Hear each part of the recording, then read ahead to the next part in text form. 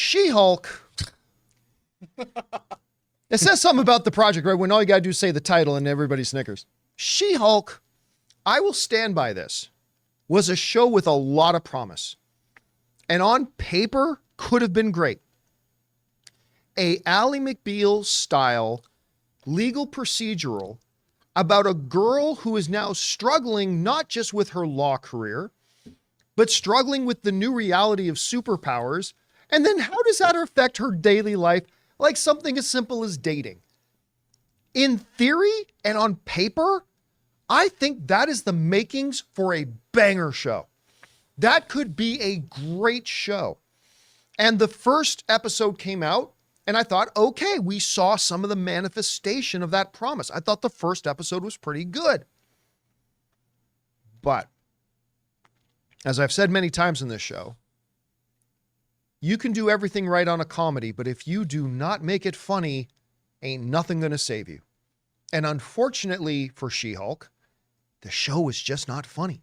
Now, humor is the most subjective of all things. Maybe some of you guys did find it funny, and if so, that's great. I celebrate that. But for me, somebody who was excited about the show, again, you got an Emmy Award-winning actress in Tatiana Maslany, good Canadian girl, you know, coming out there and doing the thing. I thought there was a lot of promise. I was excited about this show, and they just kept cracking jokes that just kept making my face go, huh? What? Is that supposed to be funny? And don't get me wrong, there were a couple of moments. Daredevil doing the big walk of shame. Thought that was one of the funniest things I've seen on TV in a year. But one or two scenes does not a series make, and it just fell flat. And if you're a comedy that's not funny, you're dead.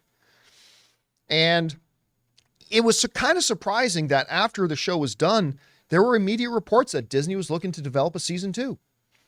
But according to Tatiana Maslany herself, sounds like that ain't going to happen. This comes from CBR, who wrote the following. Tatiana Maslany was asked about the chances fans will see She-Hulk season 2 after it was reportedly in development at Marvel Studios. However, the actress downplayed the possibility, suggesting the Disney Plus series most likely won't get the go-ahead for season 2 due to budget concerns. I don't think so, she said. I think we blew our budget and Disney was like, no thanks. So a couple of things I want to address. By the way, she looks great there with her Emmy Award. She looks fantastic. It was an expensive show. It was a really expensive show.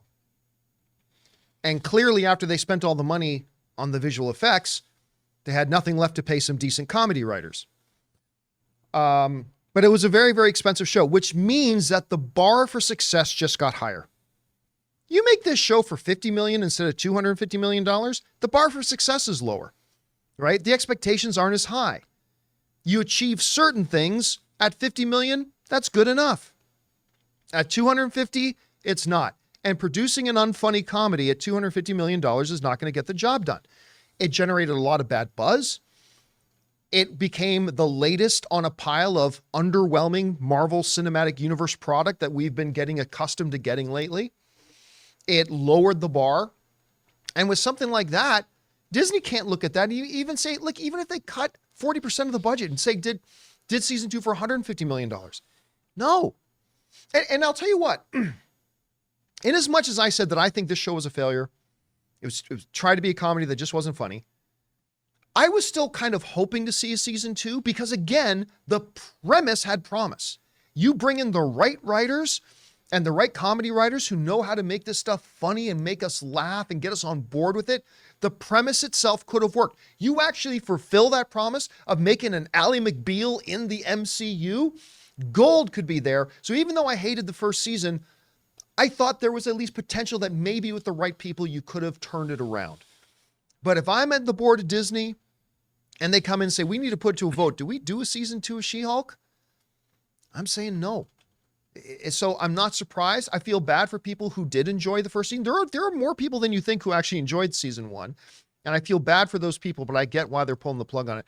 Guys, we want to thank a sponsor of today's video, Mando. Mando Whole Body Deodorant is the all-terrain vehicle of deodorants. It goes everywhere. Put it in your pits, package, feet, back, knees, everywhere. Because something all of us guys know is that body odor happens all over your body. So why are we just putting on deodorant in our pits? Mando is powerful. It's clinically proven to control odor everywhere, but gentle enough to use in your sensitive bits too. Just try Mando's cologne quality scents and smell the difference from your underarms to your underballs. And a special offer for John Campea Show audience members, new customers get $5 off a starter pack with our exclusive code and link. Use the code Campea at shopmando.com. shopmando.com. I have been loving using Mando because it goes on smooth, it feels clean, and it leaves me smelling great. Mando is created by a doctor who saw firsthand how normal BO was being misdiagnosed and mistreated, and it is clinically proven to block odor all day and control odor for up to 72 hours. And Mando's starter pack is perfect for new customers. It comes with a solid stick deodorant, cream tube deodorant, 2 free products of your choice like mint body wash and deodorant wipes, and free shipping. And again, as a special offer for John Campea Show audience members,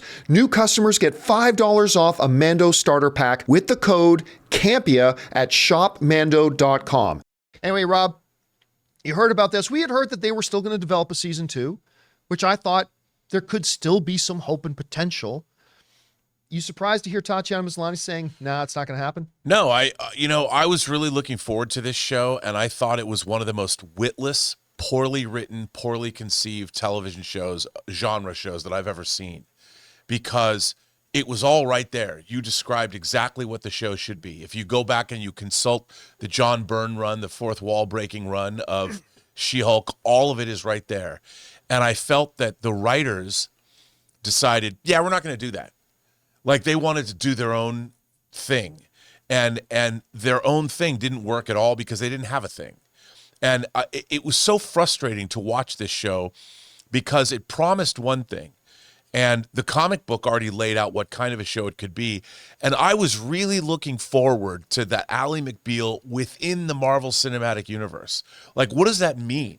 Like, what does it mean when a lawyer becomes a superhero and has to deal with, she gets recruited simply because a law firm wants to get into superhero cases, make some more money, and you're our front person. There was so much there that it writes itself. And it's almost as if the writing staff pushed back against all of that and said, no, we're not going to do that. As if they'd never read comic books before or never understood the premise or the potential. And I found it so frustrating to watch. And I watched every episode. We talked about every episode on this show. And it made me angry. And they had Tatiana Maslany. They had the perfect actress. Perfect for it. The perfect Absolutely actress. perfect for it. 100%. And she was given nothing. I mean, she's a great actress and she's a deft comedian. She could have done anything. And for me, this show is an ultimate failure of writing, and it shows when a showrunner has no concept of what they're supposed to be doing. You know what is the scene that kind of embodies what I think everything that went wrong with She-Hulk was? Do you remember that one episode where they had this one client who's kind of an immortal guy, I guess, and he's got like 18 ex-wives? Yeah. And they're all like lining up to sue him, right? Okay. Again, in premise, there's some good stuff you can do there. Sure. But as you sat and watched that episode, all these jokes that they were writing, everything that they were putting on paper that they thought, and pause here for when the audience laughs, it was dull, it was predictable, it was lowest hanging fruit, and it just wasn't funny at all. So instead of a really cool, because you can only do this in the MCU, you couldn't do this on Ally McBeal. A guy who's got all these lifespans because of his powers. He's got like these 18 women that he's married and then mysteriously ditched and ghosted. There's some really cool stuff you could do with that. And they utterly failed. A, on premise. F, on execution. And it's just, that's why there was a part of me that was still kind of hoping that, maybe there's an argument to do a season 2. Clean out the writer's room, bring in people with actual comedy experience. Yeah. Fuck it. Get Larry David in. Just let Larry David run the fucking writer's room. And I think it could have been good, but it just fell on its face. Here's a show, like I always complain about Star Trek Lower Decks or something, but here's a show that could have benefited from a Rick and Morty or an Archer sensibility. With the writing staff that totally understands the genre understands comics, understands all of these things, and could have made this work. And I felt that the writing staff on this show was like completely mismatched to the material. Yeah. 100%. Witless. Witless is the word that comes to mind You know all what the maybe time. makes it frustrating too is you look at Disney Plus, and we've documented a lot of the failures that they've had at Disney Plus, but you look at them right now, right? They've got this Percy Jackson show, which is really good. It's really good. So it becomes even more frustrating when you look at it and you say, you clearly can make some top-notch stuff, because I think Percy Jackson's been delightful. Like, why can't you bring that same passion and that same commitment and that same, attention to detail with hiring the right people? Like, hey, if we're going to make a comedy, let's fill a room with comedy writers. I don't know. It's really frustrating. It's sad to hear. I hope Tatiana gets another crack at playing the character somewhere in the MCU, maybe in somebody else's show, maybe on the big screen. I don't know. Maybe she pops up in Secret Invasion. I have no idea, but I think she got done dirty. Hey guys, thanks so much for watching this video. Make sure you like the video, leave a comment, and subscribe to our channel. And don't forget, we have a daily podcast called the John Campea Show podcast, available on Apple Podcasts, Spotify, or your favorite podcasting app of choice. Go and subscribe to it today so it'll be there when you need it.